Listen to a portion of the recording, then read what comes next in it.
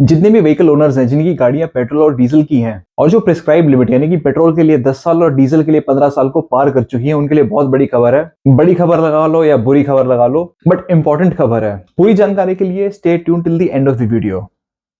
Hi everyone, जैसा कि आप लोगों को पता है कि दिल्ली के अंदर नई सरकार बन चुकी है और इलेक्शन के टाइम पे काफी बड़े मुद्दे उठाए गए थे, जैसे यमुना की सफाई, दिल्ली का एयर पोल्यूशन एटसेट्रा। तो अगर मैं बात करूं एयर पोल्यूशन की, तो इसके रिगार्डिंग दिल्ली गवर्नमेंट काफी स्ट्रॉन्ग स्टेप्स उठा रही है। और जहां पोल्यूशन के ऊपर स्ट्रॉन्ग स्टेप्स की बात होती है, वहां गाड़ी वाले तो बेचारे पिसते ही हैं। पहले मैं इस न्यूज का बैकग्राउंड बता देता हूँ। दिल्ली के जो एनवायरमेंट मिनिस्टर है मनजिंदर सिंह सिरसा जी, उन्होंने 1 मार्च सैटरडे को मीटिंग ली with officials of the environment department, और उसके अंदर कुछ मेजर्स डिस्कस किए गए एयर पोल्यूशन को कर्ब करने के लिए, जिनमें से कि एक इंपॉर्टेंट मेजर ये था कि 10 साल से पुरानी पेट्रोल और 15 साल से पुरानी डीजल व्हीकल्स को फ्यूल ही देना बंद कर दो। तो बेसिकली अब तक सिर्फ यूजर्स के लिए रूल था कि हम पुरानी गाड़ियां चला नहीं सकते। अब रूल्स पेट्रोल पंप्स के लिए भी आ गए हैं कि वो फ्यूल दे ही नहीं सकते पुरानी गाड़ियों को। इसकी डेडलाइन भी 31 मार्च है, यानी कि 1 अप्रैल से नो फ्यूल। 31 मार्च तक जितना पेट्रोल डीजल भरवाना है भरवा सकते हो। पर मेरी तो आप लोगों को एडवाइस ये रहेगी कि पेट्रोल डीजल भरवाने के लिए लाइन में लगने से बेटर ये है कि इन गाड़ियों के लिए बायर्स ढूंढो और इनको दूसरी स्टेट्स में बेच दो, क्योंकि एनओसी लेके ही दूसरी स्टेट्स के अंदर रजिस्टर हो सकती है और बेची जा सकती है। अब दो सवाल उठते हैं कि पेट्रोल पंप वाले आइडेंटिफाई कैसे करेंगे कि कौन सी गाड़ी कितनी पुरानी है, एंड सेकेंडली कि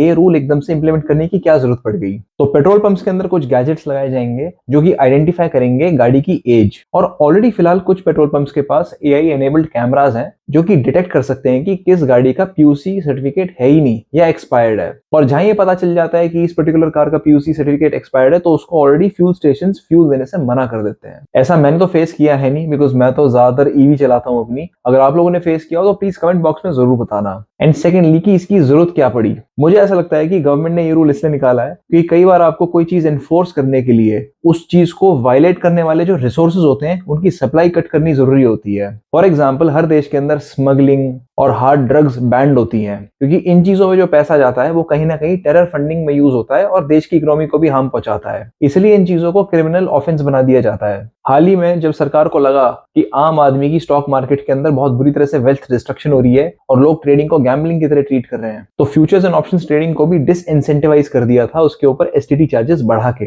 गैम्बलिंग को भी बैन किया हुआ है ताकि लोग लूट पिट ना जाएं, अपनी सेविंग्स ना गवा दें। अदरवाइज ऑस्ट्रेलिया की हालत देख लो, वहां लोगों का क्या हाल है। ड्रग्स को बैन किया हुआ है, कनाडा के अंदर देख लो यूथ कितनी बुरी तरह से ड्रग्स के अंदर जूझा हुआ है, और इसी चक्कर में गैम्बलिंग को भी बैन किया हुआ है। सिमिलरली एयर पोल्यूशन को कर्ब करने के लिए सबसे पहले 2014 में नेशनल ग्रीन ट्रिब्यूनल ने एक ऑर्डर निकाला था, जिसने की गाड़ियों का पार्क करना ही बैन कर दिया था पब्लिक स्पेसेस में जो 15 साल से ज्यादा पुरानी है। उसके बाद 2015 में एनजीटी ने एक और ऑर्डर निकाला जिसमें कि ये 10 साल और 15 साल वाला बैन इंप्लीमेंट हो गया, और जिसको कि सुप्रीम कोर्ट ने भी 2018 में अपहोल्ड किया था। And by the way, Delhi government की ऑफिशियल नोटिफिकेशन जिसमें इन ऑर्डर्स और रूल्स के बारे में लिखा हुआ है, उसका लिंक मैं नीचे डिस्क्रिप्शन में डाल दूंगा, आप चाहो तो पढ़ सकते हो। और एनजीटी और सुप्रीम कोर्ट के ये रूल्स आने के बावजूद भी काफी सारे लोग हैं जो इतनी पुरानी गाड़ियों को सड़क पे चलाते रहते हैं, इंस्पाइट ऑफ द फैक्ट कि दिल्ली गवर्नमेंट ने कई बार कह रखा है कि इन गाड़ियों को इंपाउंड और सीज कर दिया जाएगा अगर पकड़ी गई तो। लेकिन फिर भी कुछ लोग हैं जो मानते नहीं है, इन पुरानी गाड़ियों को चलाते रहते हैं, घसीटते रहते हैं, इस चक्कर में कि कौन देख रहा है, कौन पकड़ेगा, पुलिस वाले थोड़ी ना हर जगह खड़े हैं। इसलिए लोगों का इन गाड़ियों को चलाना और यूज करना, इसको डिसइंसेंटिवाइज करने के लिए सरकार ने फाइनली ये रूल निकाल दिया कि अब तो पेट्रोल डीजल ही नहीं मिलेगा, चला लो, अब कहां चलाओगे। और मान लो कि कुछ स्मार्ट लोग अगर ये सोचें कि चलो दिल्ली के अंदर तो नहीं मिलेगा, हम हरियाणा में जाके भरवा लेंगे, हम यूपी में जाके भरवा लेंगे,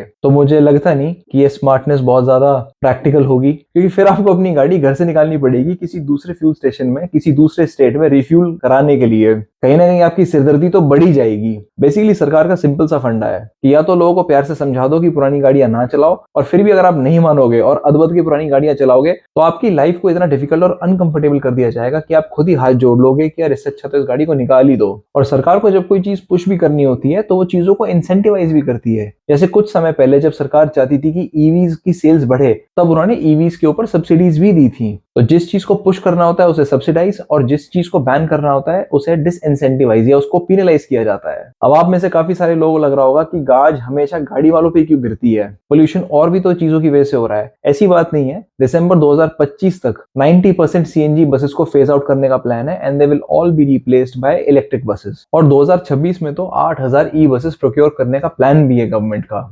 इसके अलावा एनवायरमेंट मिनिस्टर ने यह भी डिसीजन लिया है कि जितनी भी दिल्ली के अंदर हाई राइज बिल्डिंग्स हैं, ऑफिस कॉम्प्लेक्सेस हैं, होटल्स हैं या कोई भी कमर्शियल बिल्डिंग्स हैं, उनके ऊपर एंटी स्मोक गन्स इंस्टॉल करी जाए compulsorily to fight air pollution. इसके अलावा और भी कुछ छोटी मोटी चीजें जैसे कि ड्यू के स्टूडेंट्स से प्लांटेशन ड्राइव करवाना और बैरन लैंड्स के ऊपर एफॉरेस्टेशन कराना, ये सब चीजें भी पाइपलाइन में है। अब इस खबर को सुन के काफी लोगों को अच्छा भी लगेगा कि चलो गवर्नमेंट कुछ सख्त कदम उठा रही है एयर पोल्यूशन को कंट्रोल करने के लिए, और खासकर कि वो लोग जो इस रूल को ट्रू लेटर एंड स्पिरिट के अंदर फॉलो कर रहे हैं, जो वाकई में 10 साल और 15 साल से ज्यादा पुरानी डीजल पेट्रोल व्हीकल्स नहीं चलाते और ईमानदारी से पुरानी गाड़ियों के बैन के रूल को फॉलो कर रहे हैं। उनके कलेजे को भी ठंडक मिलेगी कि भी ऐसी बात नहीं है कि हमने तो गाड़ी बेच दी और बाकी लोग देखो सबके सब चला रहे हैं आराम से पुरानी गाड़ियां, हमें पैसे का फटका लग गया। उनको भी लगेगा कि अब कोई पुरानी गाड़ी नहीं चलाएगा, सबके सब अपनी गाड़ियां बेचेंगे ही। क्योंकि क्या करें, जब मैं दिल्ली में निकलता हूँ और मैं कुछ गाड़ियां देखता हूँ जिसमें खूब धुआं निकल रहा होता है तो दुख तो मुझे भी होता है। और कुछ लोगों को हो सकता है कि ये खबर सुनने के बाद थोड़ा खराब भी लगे, स्पेशली वो लोग जो अभी भी छुप के पुरानी गाड़ियां चला रहे हैं। आपको ये न्यूज सुन के कैसा लगा? अपने व्यूज कमेंट बॉक्स में बताना।